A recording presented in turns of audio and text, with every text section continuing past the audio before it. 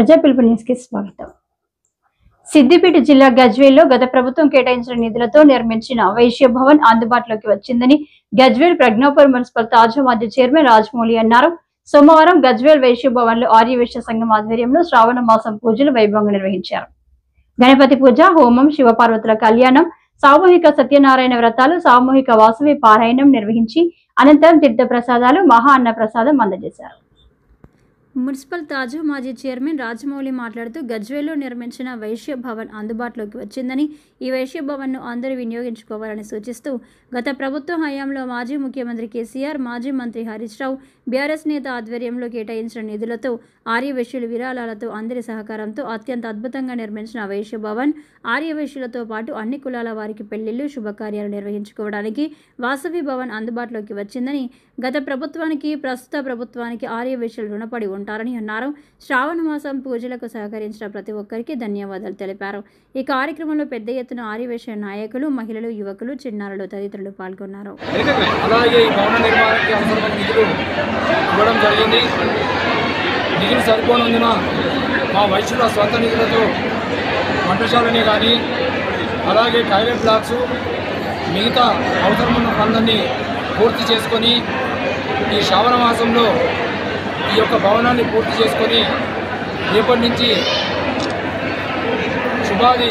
వివాహాది శుభకార్యాలు ఏర్పాటు చేయడానికి మేమందరం కూడా నిర్ణయించుకొని ఈరోజు ఉదయం నుంచి కూడా గణపతి హోమము, శివపార్వతుల కళ్యాణము, వాసవిమాత పారాయణము, శ్రీమన్నారాయణుడు సత్యనారాయణ వ్రతాలు చేసుకొని ప్రతి కుటుంబ సభ్యులు కూడా గజ్వేల్ పట్టణం నుండి అలాగే మండలాల నుంచి కూడా వచ్చినటువంటి ఆర్యవైశ్య సోదరులకు హృదయపూర్వక నమస్కారాలు తెలియజేస్తూ, రెండో విషయము మా అందరి వైశ్యుల సహాయ సహకారాలతో మా సొంత నిధులతో తెలంగాణ కాకుండా ఉభయ రాష్ట్రాల్లో లేని విధంగా శ్రీకమలం వాసవిమాత దేవాలయ నిర్మాణము అతి సుందరంగా బ్రహ్మాండంగా నిర్మించుకుంటున్నాం.